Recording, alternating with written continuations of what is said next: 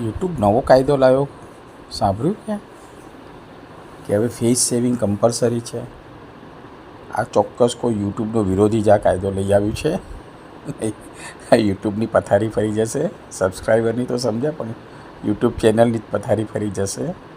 યુટ્યુબને કંઈ આજ દિન સુધી કોઈ નાવાના સાબુમાં જાહેરાત જોઈ છે કે જે પુરુષ નાવાના સાબુની જાહેરાત કરતા હોય? તો શું પુરુષો નાતા નથી હોતા? મેં માત્ર એક લાઈફ બોયની જાહેરાત જોઈ હતી કે જેમાં જેન્ટ્સ આવતા હતા. લાઈફ બોય તો એમ તો કહે છે કે કૂતરાઓને સાફ કરવાનો સાબુ હતો, અથવા એ તો ટોયલેટ ક્લીનર અથવા હાથ ધોવા માટેનો સાબુ હતો કે જેને નાહવા માટે વપરાતો હતો.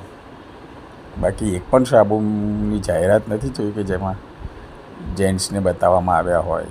તો શું નાવાના સાબુની કંપનીઓ બધી ગાંડી છે?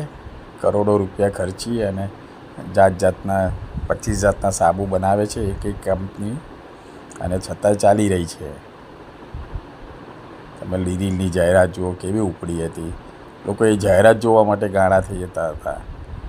લક્સ, લીરીલ, ત્યાં ક્યાંય એક જેન્ટ્સ આમ મોઢું ના બતાવે, ફરક થતું નથી. એટલે યુટ્યુબ તમે સમજો, કંઈક પ્રેક્ટિકલ બનો. અને આ ચોક્કસ આ કાયદો કોઈક તમારા જ અંદરના કોઈક વિરોધી લઈ આવે છે. લેડીઝ પૂરતું કમ્પલસરી રાખો અને જેન્ટ્સને તો બાકાત જ રાખો, નહીં તો તમારી ચેનલની પથારી ફરી જશે. અને આ સલાહના તમારે સમજીને મને જે કંઈ આપવા હોય તે આપી દેજો. વણમાગી સલાહ આપી છે ગુરુ પૂર્ણિમાએ, તો મને ગુરુ માનીને મને મોનેટાઈઝ કરી દો અને મને તમારા એડવાઇઝરમાં લઈ લો, તો હું તમારી કંપનીનો ગ્રોથ કરી આપીશ.